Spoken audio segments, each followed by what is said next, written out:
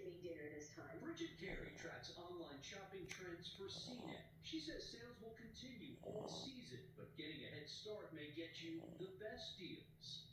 What we're seeing right now is that this is where the hottest sales are up until Cyber Monday, but you will